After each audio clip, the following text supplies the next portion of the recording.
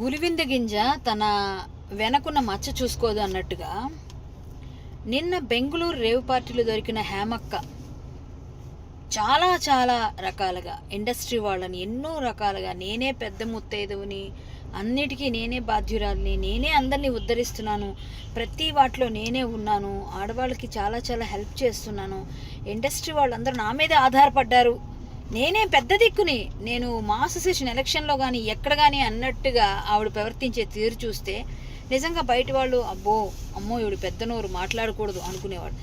ఎవరిని వదలకుండా పిచ్చి పిచ్చిగా అందరినీ ఏదో విధంగా గొడవలు చేస్తున్న ఆమె చేసినవన్నీ మనం చూసాం. మా అసోసియేషన్లో ఆయన చేయి కొరికింది శివబాలాజీది, అంతకుముందు రాజేంద్ర ప్రసాద్ గారిని అడ్డగించింది, నా మీద కేసులు పెట్టానని చెప్పి పోలీస్ స్టేషన్స్కి వెళ్ళింది, నన్ను ఏదో ఫ్రెండ్స్తో సరదాగా పేకాడుకుంటే అది ఎవరో పట్టిస్తే అదేదో పెద్ద నేరంలాగా పేకాడావు కరాటే కళ్యాణ్ నువ్వేం చేసావు అని మాట్లాడిన హేమక్క ఈరోజు నువ్వేం చేసావు? ఒక రేవ్ పార్టీలో డ్రగ్స్తో పాటు దొరికావు.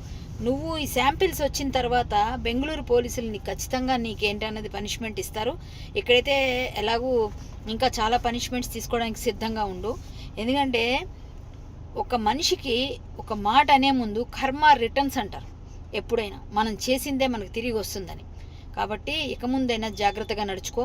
దేవుడి దయ వల్ల నీకు ఆ డ్రగ్స్తో ఏ సంబంధం లేకుండా, నీకు ఏ శాంపిల్స్లో ఎటువంటి ఇది లేకుండా నువ్వు ఉండాలని నేను మరొక్కసారి దేవుణ్ణి కోరుకుంటున్నాను.